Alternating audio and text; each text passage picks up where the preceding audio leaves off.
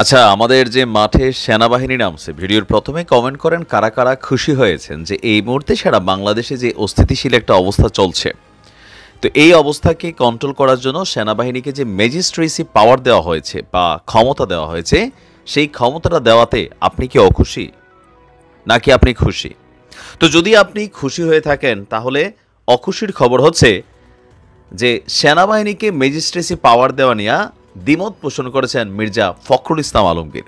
আমার কাছে অনেকটা ওনার বক্তব্যটাকে কেমন জানি মনে হয়েছে যে এই মুহূর্তে ওনার এই ধরনের বক্তব্য কোথাও না কোথাও কিছুটা হলেও একটা নেগেটিভ পরিবেশ তৈরি করতে সহযোগিতা করবে।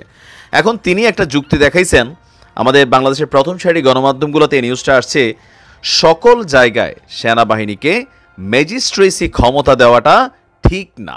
এখন তিনি কেন না মনে করছেন?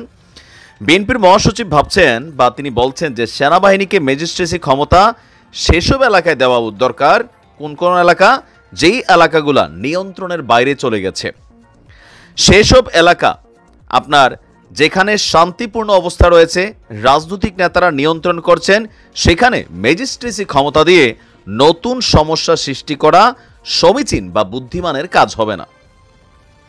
তার মানে মির্জা ফখরুল ইসলাম সাহেবের বক্তব্য হচ্ছে, তিনি আপনার ঠাকুরগাঁও প্রেস ক্লাব হলরুমে জেলা বিএনপি আয়োজিত একটা প্রোগ্রামে আপনার তিনি এই কথা তিনি বলছেন যে আগামীতে আমরা একটি গণতান্ত্রিক রাষ্ট্র পার্লামেন্ট দেখতে চাই, সবার অংশগ্রহণের মাধ্যমে একটা নির্বাচন দেখতে চাই, আর পাশাপাশি এই যে সেনাবাহিনী মোতায়েন করা হয়েছে সেই নিয়ে তার বক্তব্য যে এই জায়গাটা সব জায়গায় মানে সেনাবাহিনীর ম্যাজিস্ট্রেসি পাওয়ারটা দেওয়া উচিত হয় নাই। তো আসলে কেন উচিত হয় না তিনি মনে করছেন?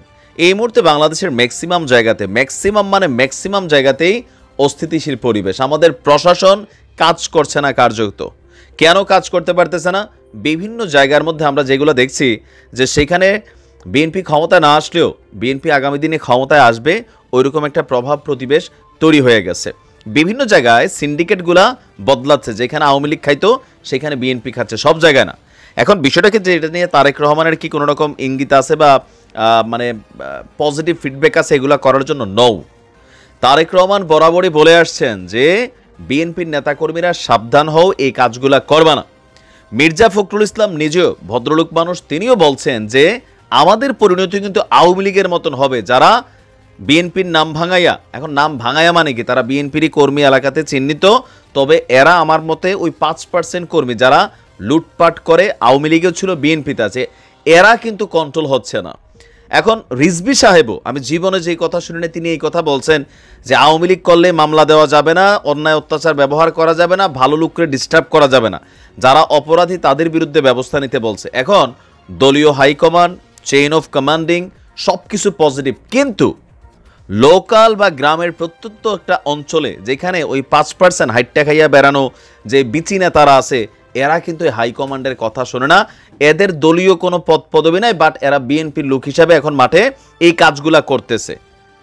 ঠিক একই কাজ আওয়ামী লীগের মধ্যে একটা শ্রেণী করে, এদেরকে এলাকায় আপনি কোনো পোস্ট পাবেন না, কমিটিতে, ইউনিয়নে, গ্রাম পর্যায়ে নাম নাই, কিন্তু এলাকার সবচেয়ে বড় আওয়ামী লীগ ছিল, যার কারণে আজকে আওয়ামী লীগের এই পরিণতি ঘটছে। এখন বিএনপির যে কর্মকাণ্ডগুলা মানে এই 5% শেষরাদের, যারা বিএনপির নাম পরিচয় দিয়ে কিন্তু এলাকাতে এখন আবার একটু গজায় উঠছে, এগুলোর জন্য তারেক রহমান খুবই কঠোর নির্দেশনা দিয়েছেন। ইভেন বিএনপি বিভাগীয়ভাবে মামলা কর পর্যন্ত করছেন, কিন্তু তারপরেও থামছে না দেখে আসলে সেনাবাহিনীকে নামানো হয়েছে। এখন সেনাবাহিনীর এই ম্যাজিস্ট্রেসি পাওয়ার নিয়ে যদি একটা দ্বিমত বা বিতর্ক তৈরি হয়, আমার কাছে মনে হয় সেটা বিএনপির জন্য নেগেটিভ। মির্জা ফখরুল ইসলাম সাহেবের এই বক্তব্যটা যেহেতু বিএনপিকে তিনি রিপ্রেজেন্ট করেন, সেই ক্ষেত্রে অনেকটা নেগেটিভই হবে। বেসিক্যালি বাংলাদেশের কোনো জায়গাতেই এই মুহূর্তে খুব যে বেশি শান্তি আছে, আইনশৃঙ্খলা বাহিনী চলমান কাজ করতেছে, চুরি ডাকাতি, এলাকাতে মারামারি, পিড়াপিড়ি, ঢাকা ভার্সিটিতে মানুষ মেরে ফেলতেছে, এগুলো কিন্তু কন্ট্রোলে নাই।